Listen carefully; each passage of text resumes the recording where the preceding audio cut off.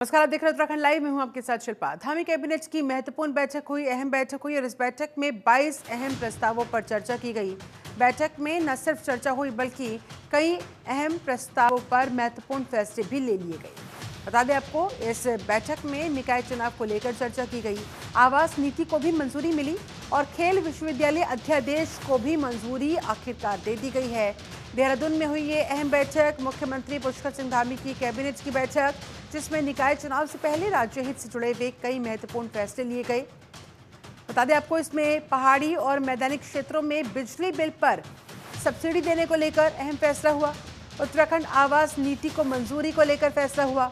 खेल विश्वविद्यालय बाढ़, पेंशन में नेशनल इंक्रीमेंट और वाहन चालकों के लिए वर्दी आदि समेत कुल 22 प्रस्तावों पर इस दौरान कैबिनेट की मीटिंग में चर्चा की गई।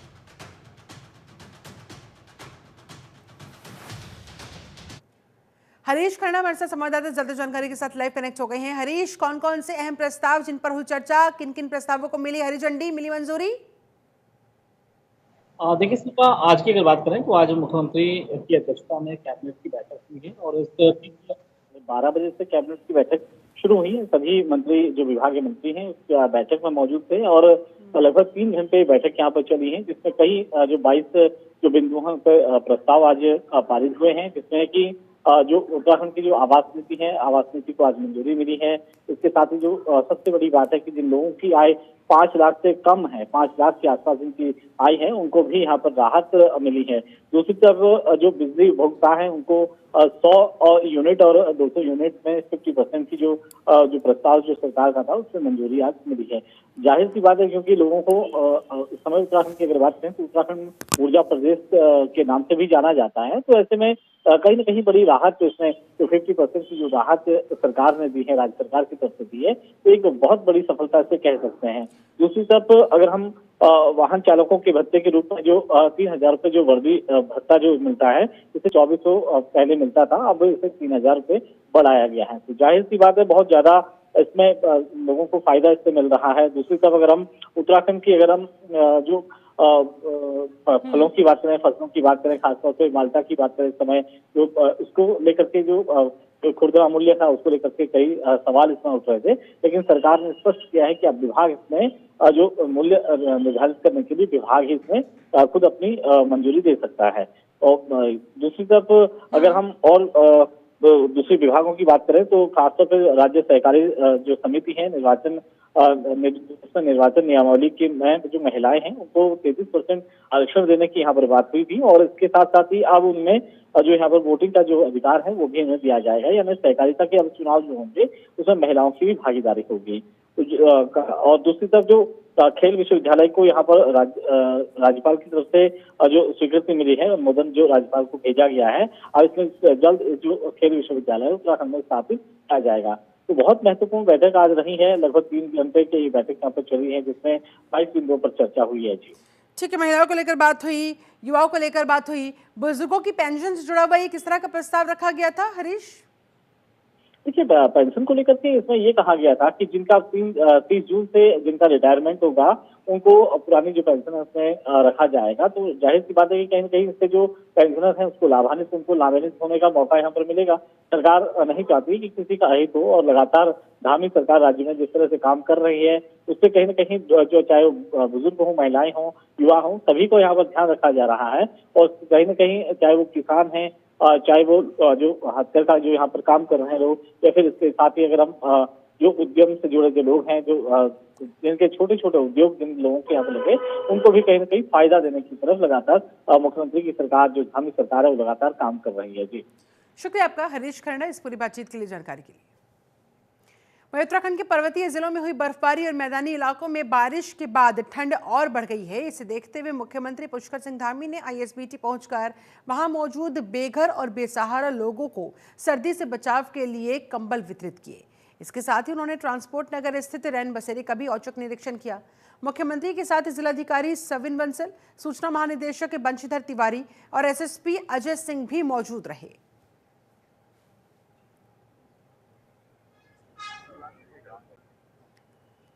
तो मुख्यमंत्री पुष्कर सिंह धामी ने गरीबों को कंबल वितरित किए, रैन बसेरे का वहाँ ग्राउंड ज़ीरो पर जाकर निरीक्षण किया, किस तरह की परिस्थितियाँ हैं वहाँ पर, क्या कुछ रैन बसेरों के अंदर फैसिलिटी प्रोवाइड करवाई जाएगी, कितना फंक्शनेबल है, कितना वहाँ पर सारा का सारा उन्होंने व्यवस्था को लेकर संबंधित अधिकारियों से मामले की जानकारी ली। और ये तस्वीरें इस दौरान गरीबों को कंबल वितरित किए गए सीएम धामी की तरफ से।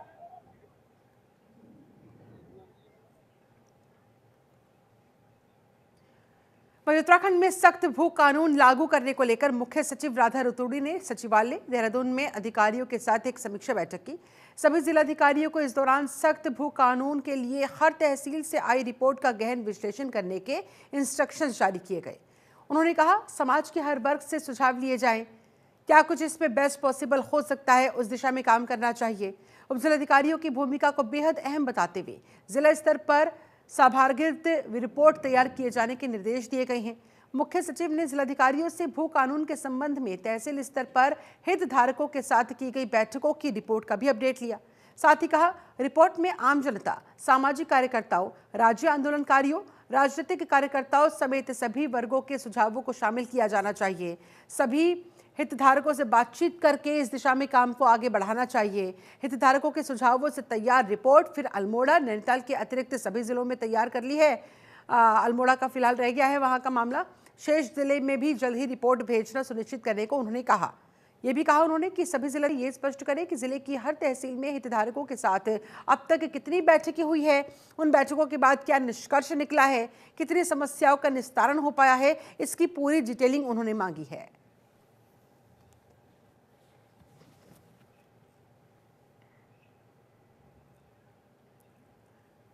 वहीं उत्तराखंड कांग्रेस प्रदेश अध्यक्ष करण माहरा प्रदेश कांग्रेस कमेटी और ब्लॉक अध्यक्षों के खाली पड़े पदों पर नियुक्तियों की सहमति लेने के लिए दिल्ली दौरे पर हैं। इस दौरान वो पार्टी के बड़े नेताओं से मुलाकात कर रहे हैं। करण माहरा ने इसी कड़ी में कांग्रेस की वरिष्ठ नेता प्रियंका गांधी से मुलाकात की और उन्हें वायनाड लोकसभा सीट से भारी बहुमत से जीतने पर बधाई दी। इस दौरान मुलाकात के दौरान करण माहरा ने उत्तराखंड के विभिन्न मुद्दों पर चर्चा की है। राज्य में कांग्रेस को जमीनी स्तर पर मजबूत कैसे किया जा सकता है, इसको लेकर उनसे क्या कुछ उनकी प्लानिंग चल रही है, प्रदेश के अंदर क्या योजनाएं चलाई जा रही है, कैसे लोगों को कनेक्ट किया जा रहा है, इस बारे में प्रियंका गांधी वाड्रा को उन्होंने तफसील से जानकारी दी।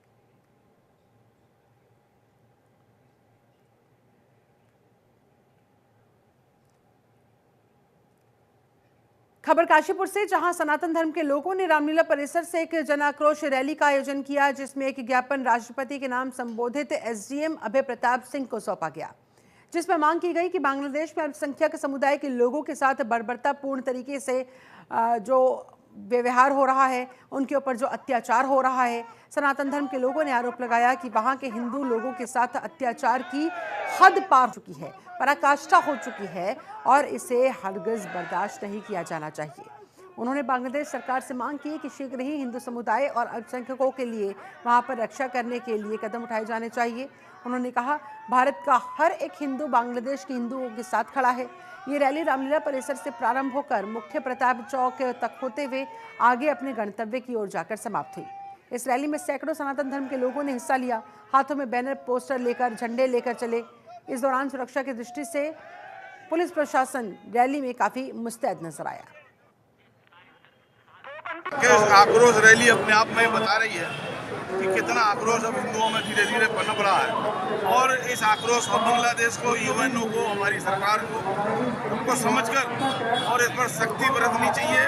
और निश्चित रूप से जो है, अगर बांग्लादेश में ये अत्याचार नहीं रुके तो इसकी जो जिम्मेदार है वो यूएनओ होगी और बांग्लादेश की सरकार होगी और इसके परिणाम उन्हें भुगतने पड़ेंगे, क्योंकि बांग्लादेश की जो अर्थव्यवस्था है और जो बांग्लादेश का खाना पीना है या जो बांग्लादेश में बिजली की सप्लाई हो भारत से होती है। और भारत से जाने का मतलब यह है कि अगर भारत इन सब चीज़ों पर प्रतिबंध लगा देगा तो बांग्लादेश को जो है वो अपना जीवन यापन करना भी दुर्लभ हो जाएगा। तो हमारा बांग्लादेश की सरकार से निवेदन है कि इस काम को तुरंत रोकें, अत्याचार को रोकें, मंदिरों की तोड़-फोड़ रोकें। बांग्लादेश में रहने वाला हिंदू समाज जो वहाँ अल्पसंख्यक उस पर लगातार अत्याचार किए जा रहे हैं, अमानवीय घटनाएं की जा रही हैं, उनकी हत्याएं की जा रही हैं। महिलाओं के साथ बलात्कार किए जा रहे हैं, मंदिरों को तोड़ा जा रहा है, उनकी धार्मिक आस्था पर लगातार चोट की जा रही है।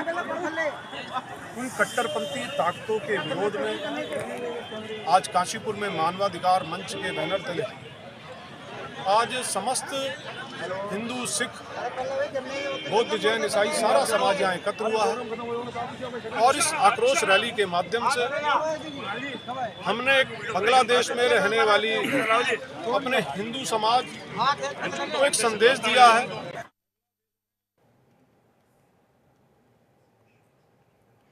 वहीं विश्व मानवाधिकार दिवस पर बांग्लादेश में हिंदुओं पर हो रहे अत्याचार के खिलाफ रुड़की में हिंदू संगठनों ने जनाक्रोश रैली निकाली। बता दें आपको, डीएवी कॉलेज के ग्राउंड से ये रैली निकली, ये पैदल मार्च निकला, जिसे आगे तक ले जाया गया। बड़ी संख्या में लोगों ने इस दौरान इस रैली में हिस्सा लिया। जबरदस्त भीड़ उमड़ी हुई नजर आई। वहीं चंद्रशेखर चौक पर जाकर इस रैली का समापन किया गया और प्रशासन के माध्यम से राष्ट्रपति के नाम एक ज्ञापन भी सौंपा गया। हिंदू संगठनों ने इस दौरान चेतावनी देते हुए कहा, अगर बांग्लादेशी हिंदुओं पर अत्याचार बंद नहीं किए गए तो इस आंदोलन को और उग्र किया जाएगा।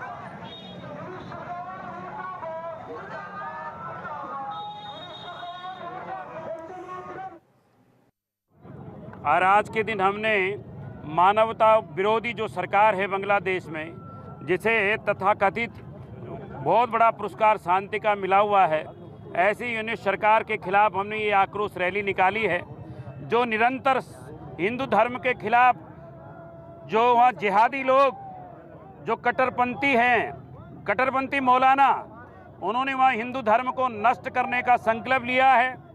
ऐसे मानवतावादी विरोधी जो बांग्लादेश सरकार है उसके खिलाफ साधु संतों ने, हमारे सभी संगठनों ने, हिंदू और अल्पसंख्यकों ने आज जोरदार आक्रोश रैली निकाली है कि मानवाधिकार दिवस के दिन धिक्कार है उस बांग्लादेश सरकार पर जिसे मानवाधिकार के लिए नोबेल पुरस्कार मिला हो।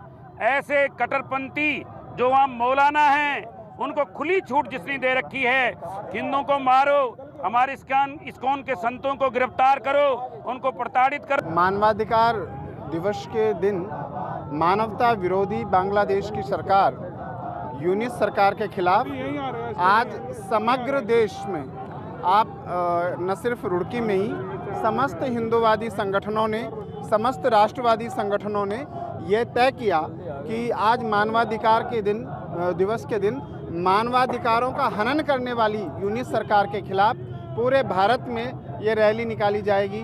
और हमारी जो है कि यहाँ पर हम लोग अपने ज्वाइंट मजिस्ट्रेट के माध्यम से ज्ञापन दे रहे हैं भारत सरकार को कि भारत सरकार ने जिस प्रकार हमारे रसिया और यूक्रेन युद्ध से हमारे लोगों को बचा करके वापस लाए, उसी रणनीति के तहत बांग्लादेश से अपने समस्त लोगों को लाएं। आज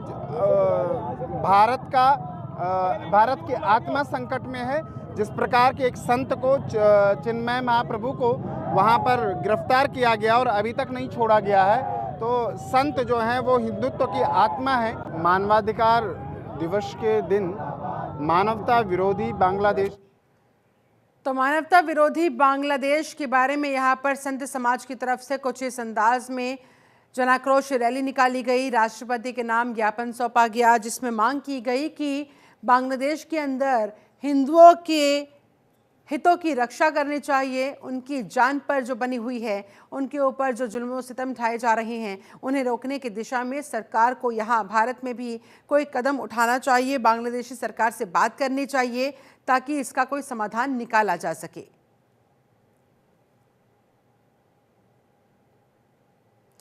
वहीं गंगा में अवैध खनन का आरोप लगाकर मातृ सदन संस्था के संत ब्रह्मचारी दयानंद का अनशन जारी है। उनके अनशन के बाद साधु संतों और धार्मिक संगठनों की प्रतिक्रिया भी देखने को मिल रही है। श्री गंगा सभा के महामंत्री तन्मय वशिष्ठ ने भी खनन को लेकर बयान दिया। गंगा की अविरलता के लिए खनन को वैध बताया। तन्मय वशिष्ठ के मुताबिक पिछले कुछ दिनों से हरिद्वार में मां गंगा को लेकर एक विवाद और भ्रम की स्थिति हुई है। राजनीति की जा रही है जो बिल्कुल उचित नहीं। उन्होंने कहा, बरसात की वजह से गंगा का मार्ग अवरुद्ध हो जाता है, इसलिए गंगा के निर्बाध प्रवाह के लिए नियम के अनुसार निश्चित दायरे में खनन होना चाहिए। उन्होंने कहा, गंगा पर राजनीति बिल्कुल नहीं होनी चाहिए। यदि कहीं कोई भ्रम की स्थिति है तो सबको आगे आकर इसका हल निकालना चाहिए। का विषय ये है कि माँ गंगा के नाम पर एक विवाद और एक भ्रम की स्थिति बनी हुई है। और कहीं ना कहीं इस एक मैं कहूँगा कि एक तरह से एक राजनीति चल रही है कुछ लोगों के बीच में, आरोप प्रत्यारोप कुछ भी हैं, और ये हम सभी के लिए एक बड़ा दुखद पहलू है। व्यक्तिगत मेरा ये मानना है कि माँ गंगा हमारे लिए आराध्य है, माँ गंगा पूजा अर्चना का विषय है, और जब हम माँ गंगा की बात आए तो माँ गंगा से आशीर्वाद, उनकी पूजा अर्चना और पाप और पुण्य का जो विषय है कि पापों को हरने वाली और पुण्य को प्रदान करने वाली माँ गंगा हमारे लिए वो स्थान रखती है। जब माँ गंगा में होने वाले किसी कार्य के आधार पर, चाहे वो सरकारी नीति हो और चाहे लोगों का विरोध प्रदर्शन हो, ये कहीं ना कहीं हमें खेद पहुंचाता है। पहाड़ों से जब आती है तो निश्चित रूप से सिल्ट वगैरह भी आते हैं और कुछ पत्थर खनिज भी आते होंगे, बहुत टेक्निकल मुझे इस विषय में जानकारी नहीं है, लेकिन ये भी एक स्वाभाविक है कि उसका समतलीकरण करना। जिलाधिकारी के निर्देश पर सड़क सुरक्षा सप्ताह के तहत ARTO रुड़की ने जागरूकता अभियान चलाया, जिसमें सड़क पर बिना हेलमेट के दौड़ रहे वाहनों के चालकों को रोका गया, उन्हें हेलमेट पहनाए गए, हेलमेट गिफ्ट में दिए गए, उन्हें जागरूक किया गया कि हेलमेट कितना जरूरी है। वहीं जॉइंट मजिस्ट्रेट CO ने भी लोगों को इस दौरान चेतावनी दी कि बिना हेलमेट के अगर कोई भी व्यक्ति सड़क वाहन चलाते हुए पकड़ा जाता है तो उसके खिलाफ सख्त कार्रवाई की जाएगी, बिल्कुल नहीं बख्शा जाएगा। आज लोगों को सिर्फ एक संदेश देने का काम किया गया, क्योंकि हेलमेट आपकी सुरक्षा के लिए कितना जरूरी है ये उन्हें समझाने का काम किया गया। करीबन जो है प्रतिदिन जो है 1600 जो है अभ्यर्थी उनके आने की उम्मीद है। उसके अलावा जो कुछ अभ्यर्थी जो है जानकारी के अभाव में कुछ एक्स्ट्रा भी आ जाते हैं जिन्हें पता नहीं है, मतलब कि जिन्हें एडमिट कार्ड भेजा गया है बस उन्हीं को एंट्री दी जाएगी। उसके अलावा भी कुछ लोग एक्स्ट्रा आ जाते हैं भर्ती के नाम पे, तो उनके लिए जो है रहने के लिए जो है बैंकेट हॉल्स की जो विस्तृत लिस्ट अलॉन्ग विद जो है पटवारियों की ड्यूटीज़ है वो जारी की जा चुकी है। उसके अलावा जो है PWD को जो है निर्देश दिए गए हैं, तो उनकी तरफ से टेंट लगाए जा रहे हैं। नगर निगम की तरफ से जो है मोबाइल टॉयलेट्स लगाए जा रहे हैं, अलाव की व्यवस्था की जा रही है और PA सिस्टम जो है उसकी भी व्यवस्था की जा रही है। अलॉन्ग विद जो है पुलिस प्रशासन के साथ जो है कोऑर्डिनेट करके जो है लाइन और वेरिफिकेटिंग पे जो है जोर दिया जा रहा है। इसके अलावा जो है कुछ जो है चोरी की घटनाएं हो जाती हैं, तो उसमें जो है 8 जो है CCTV कैमरे भी जो है बाहर की तरफ लगाई जा रही हैं। अंदर की जो जिम्मेदारी है वो आर्मी और कैंट जो है अंदर की व्यवस्था देख रहा है, उन्हें उनसे भी जो है विस्तृत चर्चा हुई। सर करीबन जो है प्रतिदिन जो है 1600 जो है अभ्यर्थी उनके हमने सड़क सुरक्षा अभियान के तहत एक कार्यक्रम का आयोजन किया, जिसमें जॉइंट मजिस्ट्रेट सर द्वारा इसका शुभारंभ किया और इसमें जो रोड यूज़र्स हैं, हमने रोड से ही जिन लोगों ने हेलमेट नहीं लगाया था उनको पकड़ के और उनको हेलमेट वितरण किया। 10 महिलाएं 10 पुरुषों को अभी फिलहाल वितरण किया है। और ये वहीं विद्युत विभाग द्वारा ग्रामीण क्षेत्रों में लगातार की जा रही छापेमारी के विरोध में भारतीय किसान यूनियन टिकैत ने मंगलौर के बिजली घर पर अनिश्चितकालीन धरना दिया। किसानों का इस दौरान कहना है कि सरकार द्वारा बिजली के दाम बढ़ा दिए गए, जबकि किसानों की आमदनी जो कि त्यों बनी हुई है उसमें कोई बढ़ोतरी नहीं हुई। साथ ही किसानों के घरों में लगातार बिजली विभाग की तरफ से छापेमारी कर किसानों का उत्पीड़न हो रहा है, वो अलग से। किसान अभी उत्पीड़न बर्दाश्त नहीं करेंगे, उन्होंने दो टूक कह दिया। बिजली घर में धरना दिया था कि इतनी महंगे बिल हम नहीं दे सकते और सरकार ने हमारे रेट नहीं बढ़ाए। पिछले 50 सालों में हम बढ़े 30-40 गुना और बाकी चीज बढ़ी 600 से 3000 गुना, तो हम कहीं सर्वाइव नहीं कर रहे और हम तो लागत मूल्य से कम पर जो देश को रोटी दे रहे, तो हमारी बिजली फ्री करी जा, घर की 200 यूनिट फ्री दी जा, बिजली खेत की फ्री करी जा। अन्य प्रदेशों में है, दिल्ली में बिजली है, तो उस तरह पहले करके जब कहीं दिक्कत हो तो मेरे साथ बैठ कर बात करो। फैक्ट्री में बिजली बेच दी फैक्ट्रियों को और कार्रवाई के नाम पर कर रहे हैं, वो सब ऊपर लो बैठो और कार्रवाई के नाम पर किसान को मजदूर तो बेचारा बाम जुटते नहीं। महुआखेड़ागंज की तस्वीर कभी गंदगी के अंबार और बदहाल नालियों के लिए पहचाने जाने वाला जनपद उधम सिंह नगर का महुआखेड़ागंज अब स्वच्छता का प्रतीक बनता जा रहा है। तस्वीर यहाँ की बदल गई है। जी हाँ, प्रधानमंत्री नरेंद्र मोदी के स्वच्छ भारत अभियान ने इस क्षेत्र की तस्वीर को बदल कर रख दिया। जो गलियां कभी कूड़े और बदबू से घिरी रहती थी, वो गलियां अब साफ सुथरी नजर आती है, व्यवस्थित नजर आती है। इस बदलाव का श्रेय नगर पालिका को जाता है, जिनकी मेहनत और दूरदर्शिता की वजह से ही इस क्षेत्र को गंदगी से छुटकारा मिल पाया और स्वच्छता का उदाहरण अब यहाँ इस तरह की नज़ीर पेश की जा रही है। कभी एक क्षेत्र लापरवाही और अनदेखी का शिकार था, जहां जगह जगह कूड़े के ढेर थे, बंद नालियां थी, इस तरह के दृश्य आम बात थी। लेकिन अब इस इलाके में नियमित रूप से डोर टू डोर कूड़ा संग्रहण किया जाता है।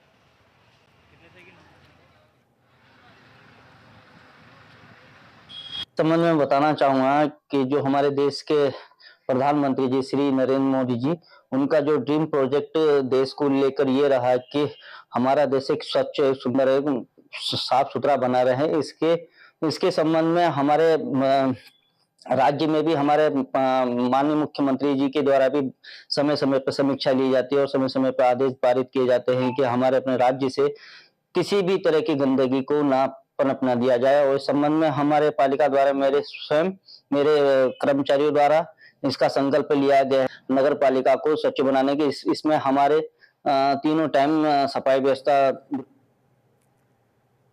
उत्तराखंड की अहम खबरों में फिलहाल बस इतना ही। बने रहे जनतंत्र टीवी के साथ।